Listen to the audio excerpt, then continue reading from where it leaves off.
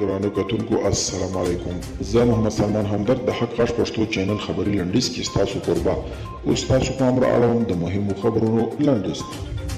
د هلمند د کرنې ریاست مسؤلین وایي چې سږ کال به په دغه ولایت کې د غنمو حاصلات 15,000 ټنو ته ورسیږي. د یاد ولایت د کرنې رئیس زلمي الوکو ویلي چې د یاد ولایت د غنمو لو پیل شوی دی چې د اټکل نه مخکې به د یاد ولایت د غنمو سږني حاصلات نږدې 15,000 ټنو ته ورسیږي.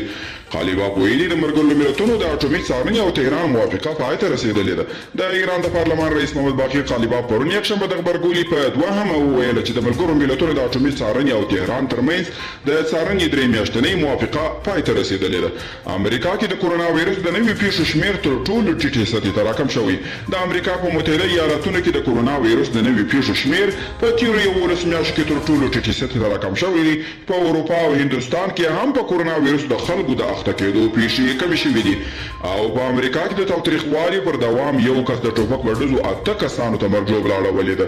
د سینوا خبري اژانس د راپور له مخې د امریکا په اووي ایالت کې یو وسلوال کس په یو نایټ کلب کې پر ناستو کسانو ډزې کړي دي چې په پایله کې یې 3 تنه وژل شوي او 15 نور ټپیان دي.